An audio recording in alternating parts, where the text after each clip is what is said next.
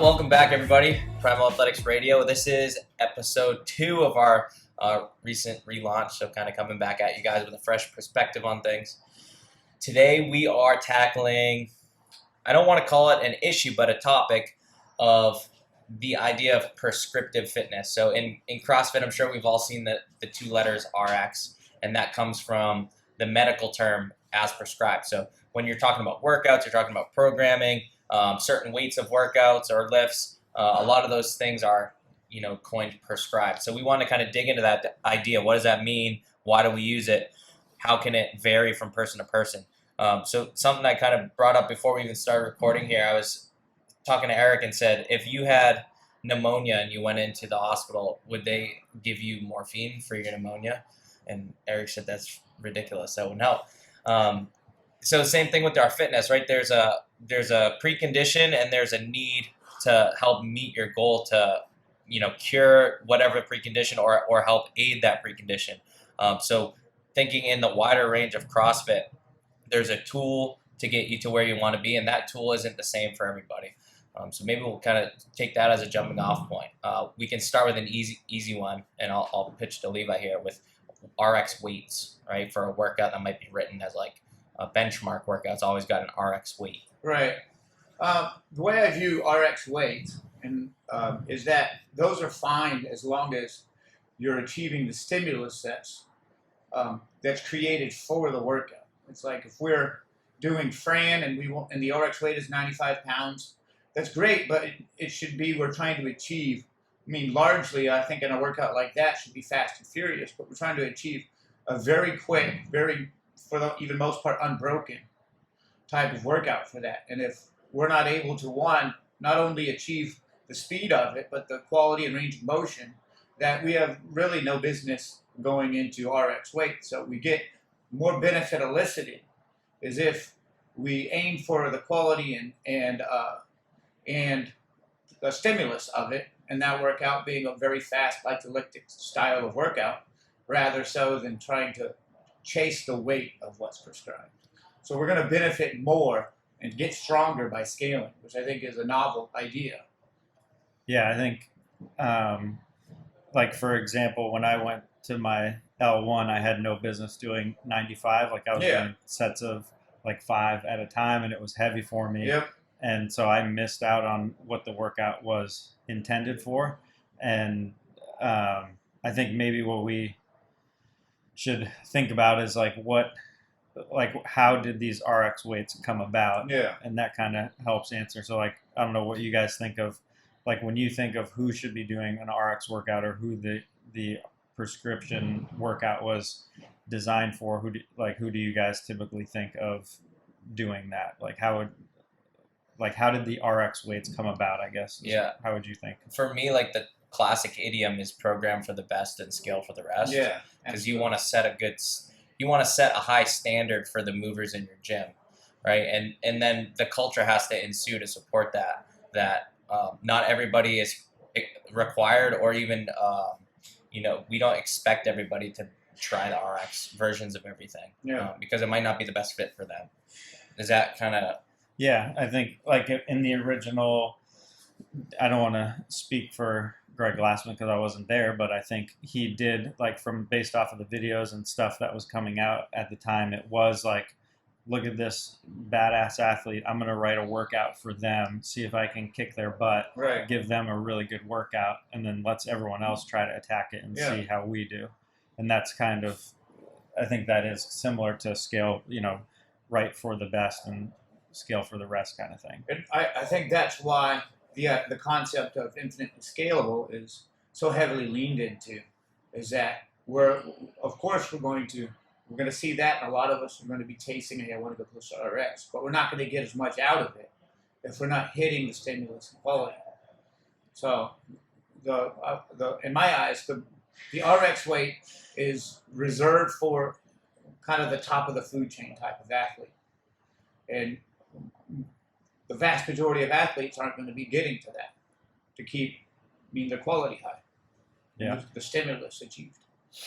Yeah, I think it sounds almost elitist to talk in that way, but it shouldn't be. It's kind of like this is, it's kind of simple. It is what it is at some point. It's not like you're valuing the better athlete in any way. It's just the workouts are written to the top performers. Right. Kind of. And I think if you remove most people, if they remove their ego from the conversation, then it kind of clears that out. Like the only real issue with somebody struggling with not doing RX is because it's like it could be damaging to their ego, right? But to Levi's point, a lot of times they're going to benefit more anyway from chasing the stimulus rather than chasing the prescribed weight or the prescribed movement. Yeah. So we didn't even say this term yet, but prescribed stimulus, and that's something that Eric does a great job of sharing in the weekly brief, which I think is pretty unique to our gym. For those of you who might be listening who aren't members, we get the week's programming in advance, and each day has a quick synopsis of what the intended stimulus is. And I think that's super important for the athletes because then they're not maybe chasing a certain weight or a certain movement. They're chasing what the benefit of the workout is, what they should be taking from it, maybe the time domain or the speed. Yeah.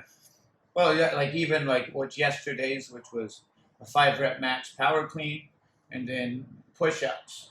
And I think an important asterisk to that, those push-ups, it said in the first round, at least get 20 or above.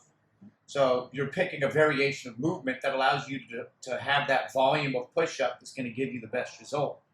More so than I want to do ring push-ups, or I want to do push-ups on the ground. That you're getting more out of it and getting stronger, and you're in a more safe way by scaling it down. It's a win-win-win situation. Yeah. Yeah, and even scaling up is an option too. Like when the original days, I would write workouts, and then maybe 4 years later, this workout was just way too easy, or like it was, it wasn't enough for most people in the gym. So maybe, we're programming for like the top 10% in the gym, and that will even change. Also, like if you take a workout like Fran in the beginning, it was people would get absolutely wrecked by that, and like, oh wow, you finished it in under 10 minutes, and then it was most, top performers are finishing under 5 and then 3, and now it's like how fast can you perform it and you're not even tired afterwards. So even the most kind of famous workout, Fran, is almost too easy for some people now, where maybe they should be doing 115 in chest to bars to reach that 2 to 5 minute stimulus where you're smoked afterwards. I think that's a testament to the process working as well. Yeah. Like more and more people are grabbing onto the shockingly low times, because of following that specific prescription of chasing stimulus and chasing range of motion. I don't think there is definitely no coincidence that the very top of the food chain athletes, they all have one thing in common. They move very well, and they chase after their stimulus first. Mm-hmm. So, and they not just top of the food chain in terms of performance, but aesthetics follows performance as well. So they look the best, they perform the best, and they're making their quality the highest priority. You're not going to see anyone being sloppy when it comes to the top athletes. Yeah. I think like you're saying, performance and aesthetics and efficiency and moving safely, they all are going down the same path. They overlap, and it's nice here we have the sport option too, which you're talking about scaling up for some people. Like for me, example, maybe a day like Fran, it's like I've hit that stimulus a million times, and now it's to the point where I might not feel as that anaerobic like threshold feeling anymore. So maybe I need to add some poundage or go to a chest to bar. And I think having that option for athletes in your gym is also important, because you don't want to set the bar too high for the majority of members, but you also don't want to set a ceiling for those who are reaching. Yep. Right. Because that's only you use this term all the time, Eric, rising tide raises all ships. And I think that's true with the programming too. We had a member here who actually made a point to me once. He came from a different CrossFit gym, and he said, man, your RX workouts here would be like the sport workout every day at my gym.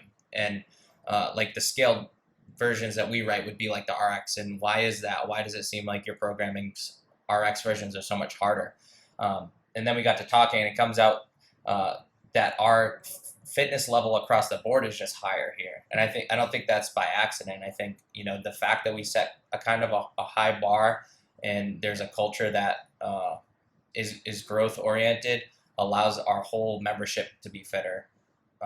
Not just the top athletes or the bottom athletes. And I think for the past at least 8 years, we have been chasing stimulus for all our athletes, and that's why the level is so much higher.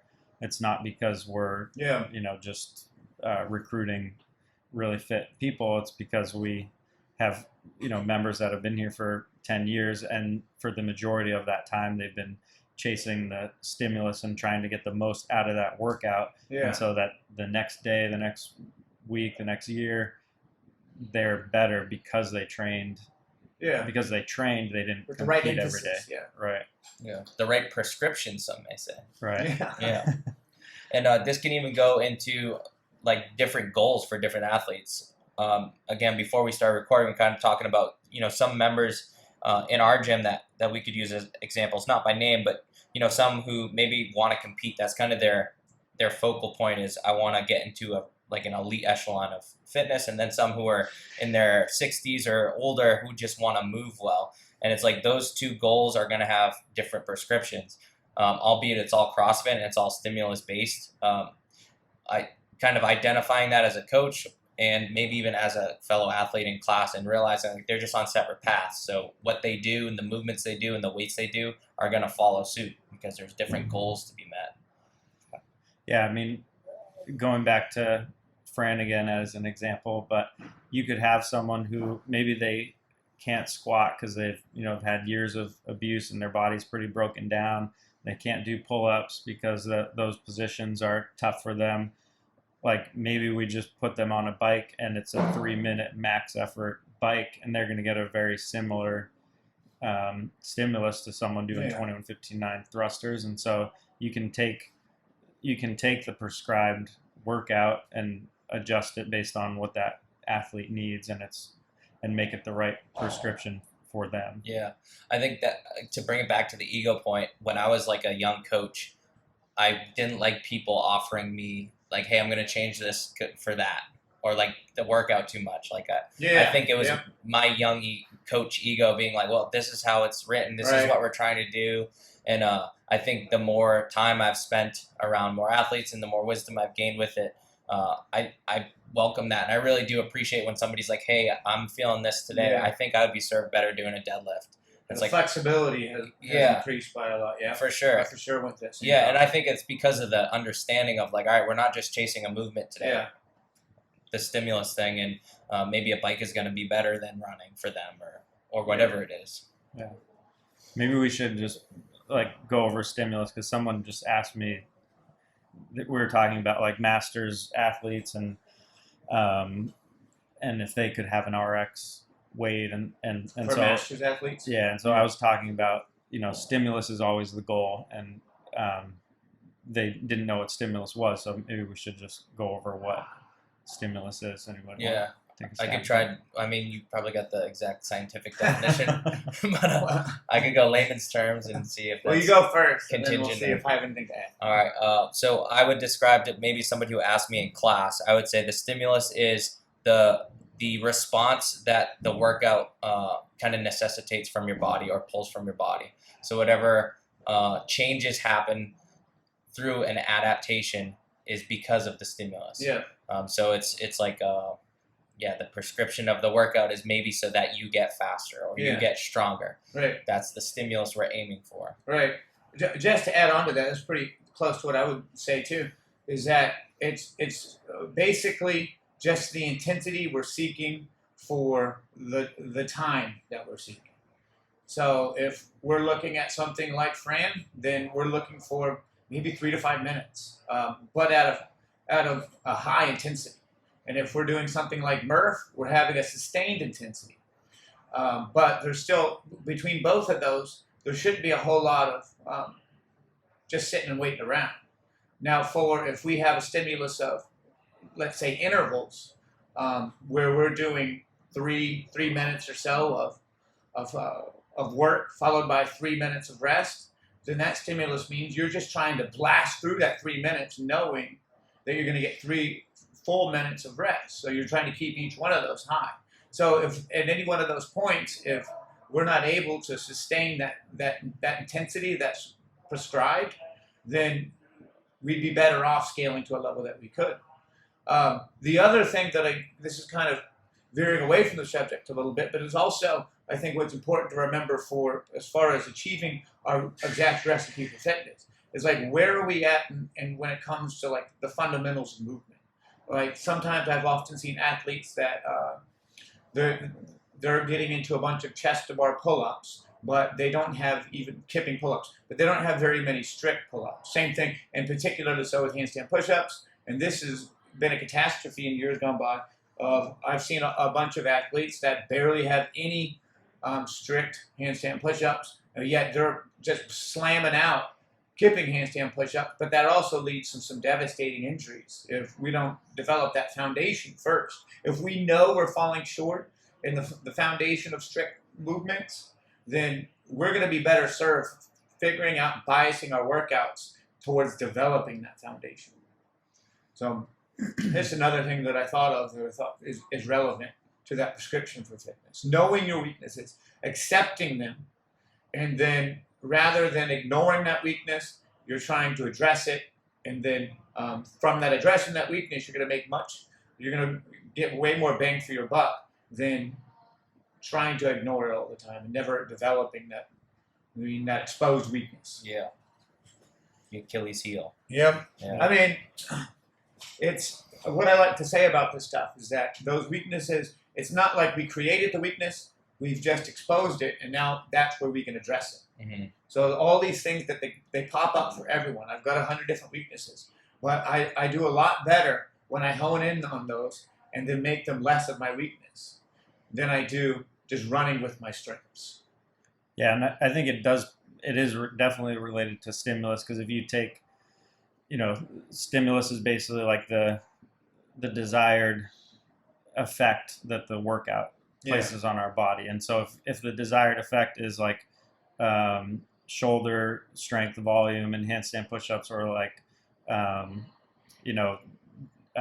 building shoulder strength, if we're doing kipping pull-ups and like flailing our legs and bending our necks into your shoulders and shoulder girdles, so just taking all sorts of abuse. Like the effect is actually like load on your neck, and like your back is maybe extending your hips up, and that's actually the stimulus. Handstand push-ups. Yeah.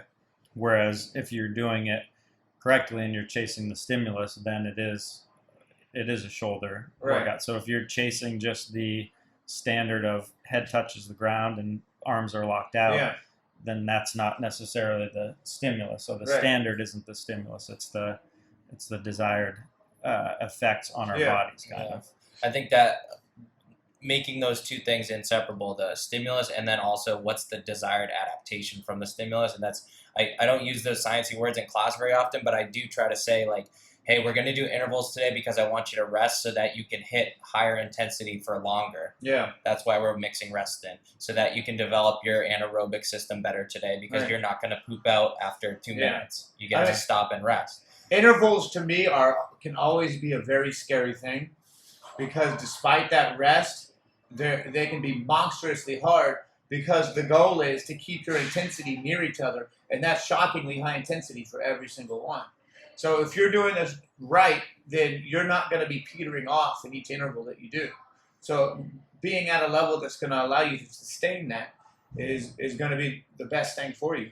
And the other thing I think about too is that when we're doing this, and let's say we have 100 pull-ups to do, that hopefully you're at a level where your pull-ups don't start going out the window when you get into the later half of them. They're not starting to look like a pile of buttholes. You can keep it together. If you're getting to a point where you get halfway done and all the wheels are shaking off the bus, we should have perhaps scaled that to a different variation. Right. Even regardless of whether it's your first or 100th rep, they can still look really good. Mm-hmm. So being able to have, virtuosity. being able to have, there's some skill involved with knowing where you should take it to allow yourself, when keeping in mind the volume of reps that you have, what's going to allow you to hold on to making the movement look easy from someone that's watching you. Mm-hmm. And so I kind of look at it. One of the this would be relatable for the members in terms of our programming here that you've all done a handful of times. Is we do intervals and then we only score your slowest round, and I love those workouts. Love those, Psychologically, it is a challenge, but also I always make this point at the whiteboard. I'd rather you have like 5 mediocre shots on a target than have 1 bullseye and the last 3 shots outside of the paper. Yeah, those are really useful workouts. And I think it's that's just a good analogy because everybody's experienced those workouts. For the programming itself places the stimulus as what's important because that's what we're going to score at the end. Yeah, it used to be like, how do you score intervals? Do you add them all up, or you take your fastest one? And if you take your fastest one, then it rewards people that just do one super fast and then dog it for the rest of them. Yeah. And so this was, I don't know, I saw this somewhere, and I was like, this is just the best way to score intervals because it rewards people that pace it perfectly to the point where the first one is like maybe not super uncomfortable, but you're pushing it, and then the last one is like you're giving every single effort you have to keep hold that on. same time. To hold on to that. Near where you got for the other ones. Yeah. So when I found that, it was like one of the highlights of my life. Yeah. I love those. Kudos to you on that. Well, the part I love about this stuff too is that CrossFit is not, in very many ways, it is very much a thinking man's workout. There's always a strategy to whatever you do. So being able to plan out how you're going to go about keeping that stimulus the same, you have to sometimes be creative with what you're going to do and then stick to game plans. If you just go in there and go for broke from the very get-go every single time, it's going to go so much worse than if you have a planned strategy and you think it out. Knowing your own limitations involves a lot of familiarity with who you are. And that familiarity is constantly going to evolve, hopefully, in the right way, not devolve. But even if it devolves, like I've had some moments where I've had an injury or taken some time off, and then I'm still comparing myself to where I was before those months of injury. And then when I come back, I have to be aware I'm not the same athlete as I was. I can only compare myself to in the moment of time I am then. Mm-hmm. So I like the fact that there is so much thinking involved, and that you're getting a mental and physical stimulus from it done right. And then the most important thing, I think, is just to keep yourself at a level where you can keep you can keep your quality as sky high as you can. And it's going to be maybe towards the end, it's going to be laborious to try and keep it at that quality, but you're still nonetheless able to. And you start learning that holding on to that economy of movement, like Tyler likes to say, which I love, it can be maintained even at the threshold of exhaustion. And allowing yourself to only take it to the level that you get that maintenance of it, then that's where we know we're really making some progress. There's a Jordan Peterson kind of motif that he talks about that is applicable here, and he says it's better to win the whole set of games than it is to win the one game, because it's great to win one game, and especially if you dominate in dramatic fashion. But if that means you win that one and you lose the next 3, that wouldn't be worth your time and effort. But if you play, say, 200 games and you win 180 of them, but maybe they're not all super dramatic and nail biting, that's a better strategy for longevity, and that can be applied to fitness. It's like you don't have to have the best score every day. You don't have to PR every day. You don't have to go as fast as humanly possible every day. But if you get a decent dose and you hit that intended stimulus every day, it's iterable and it's something that you can do for a long time. And I think that should be most people's goal. Right. Even a performance goal. I want to be able to be a high performer, but I want to be able to be a grandpa high performer. Yeah, and have some longevity with it. The other thing I think it's important to at least just get into a little bit into the weeds about is that where we make growth at. And I think that where growth is most often happening is not at those 100% efforts. You're not going to. Those are good for psychological battles sometimes, to get yourself into a place where you can give every bit of yourself to the workout.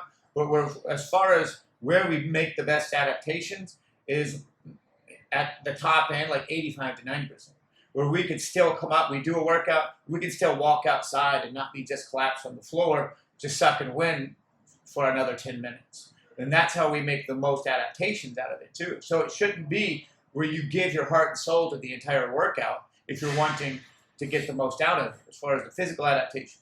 And I think those are good to do few and far between, just only for the psychological component of knowing you can take yourself there if you need it. Mm. Yeah, I think the new generation of CrossFit athletes recognize that. Like, I think Rich Froning even kind of started that, where he would do many workouts throughout the day, Yeah. but they wouldn't be at a max effort. Right. And then other athletes started doing it, and now it's pretty much every single games athlete recognizes that you're not. Yeah. You need to hold back a little bit so that you can train the next day. I remember, who was that? He was a firefighter from Matt Chan. No, he was Miko Salo from Miko Finland. Salo. Yeah. I loved what he had to say about, if he's taking it to a workout where he's like a dying animal, just all he can do is gasp and lay on the ground. Yeah. Like, he's avoiding that like the plague. He doesn't want to be that dying animal. He wants to be able to still, if you threw a surprise round at him, like, okay, bonus round, he would still be able to do it. Yeah. And that's, I think, the level that we should be trying to get to.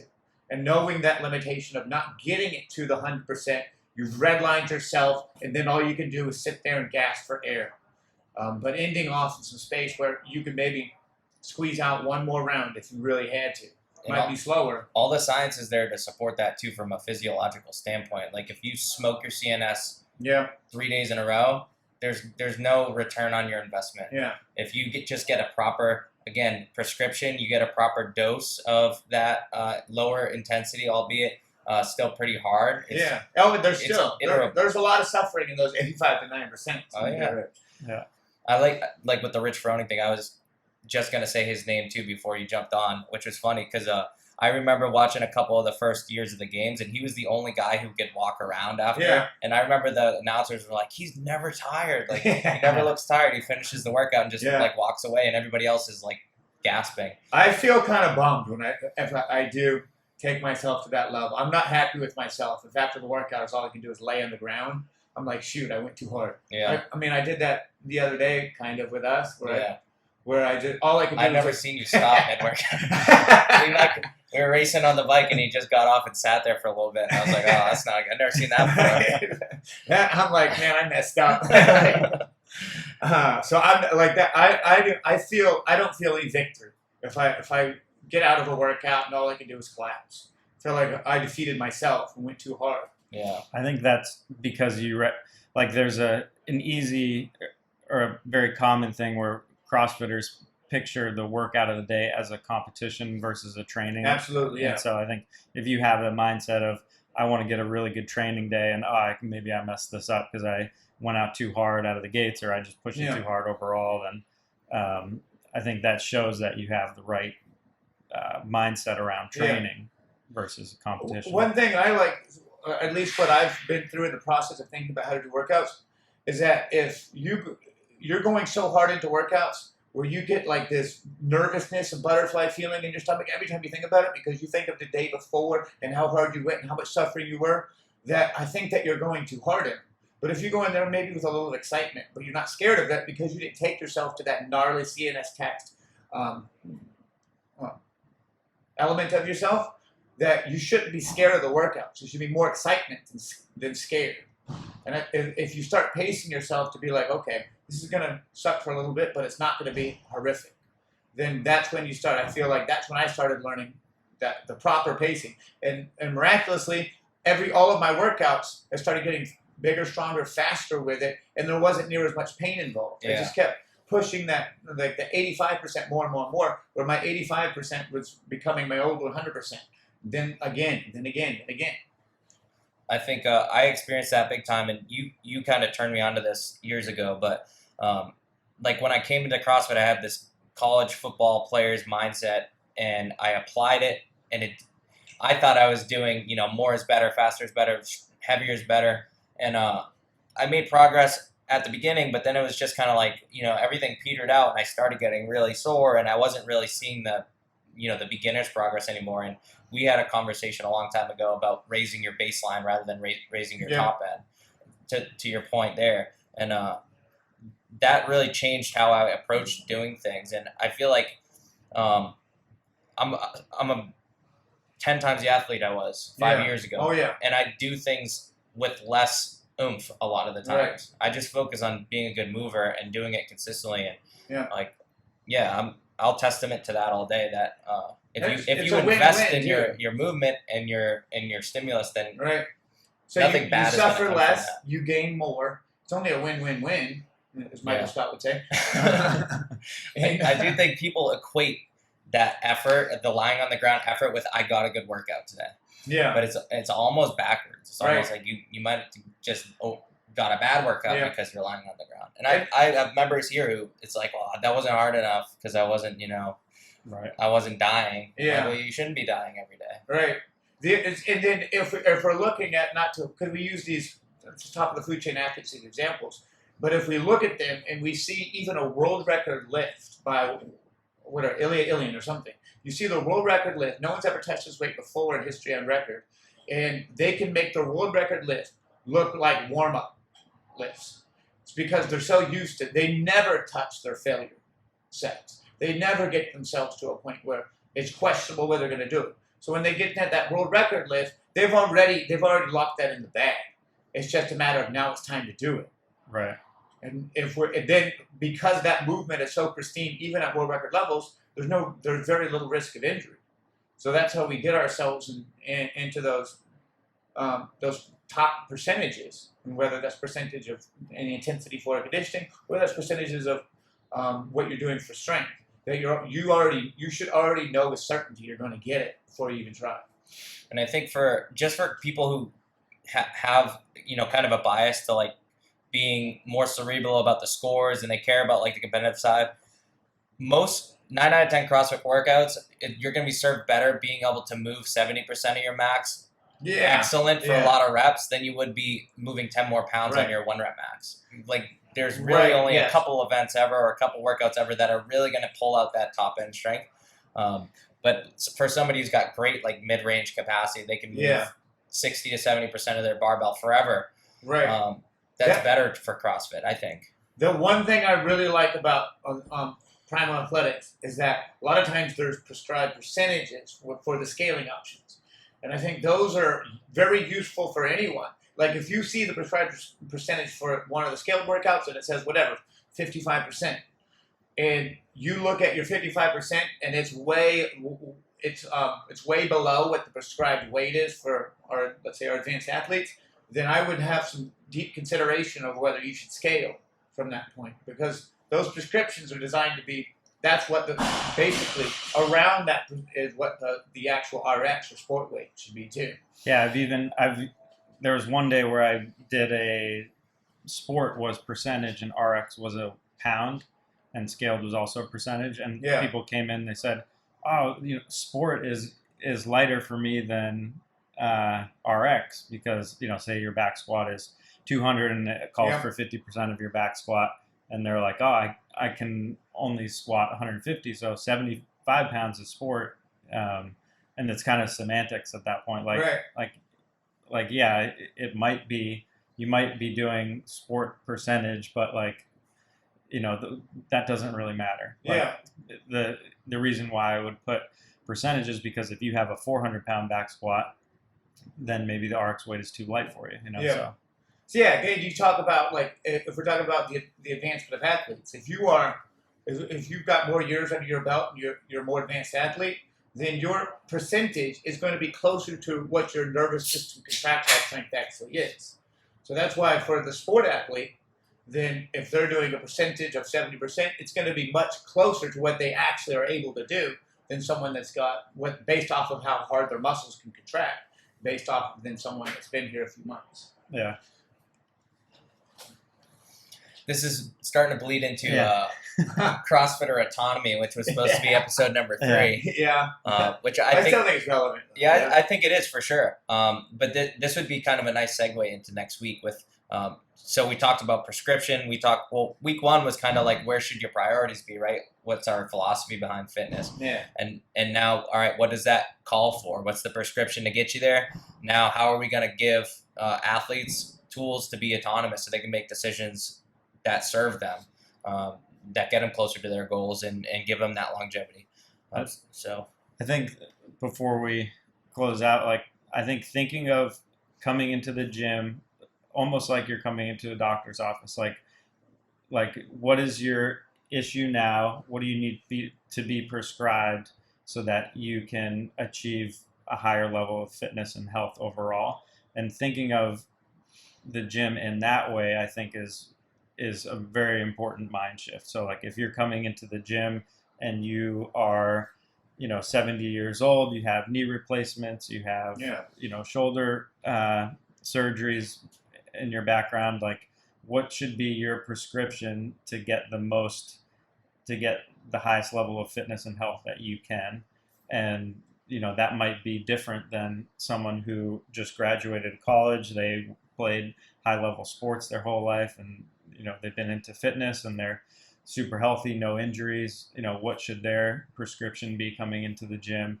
And so that's kind of the coach's job, is to look at someone and say, oh, you should be doing overhead squats, and maybe instead of snatch balances today, this person should be doing mobility. Right. So thinking about that is... That'd be a disappointing sentence, but yeah. Right. But sometimes that's the case. Right. And so I think it's important to think of it like that. Like, how is stepping foot in the gym today going to get you to the highest level of health and fitness tomorrow, kind of thing? And that's what it should be every day when you come in. Right. The proper dose. Yeah. All right. Well, thanks for tuning in, and we hope you guys appreciated the conversation. If you got topics that you want to hear specifically, please comment below and send us some stuff, and we can dig into whatever you guys want to hear about. So until next time. Okay. All right. So did we get off the rails a little bit? No, I think honestly that was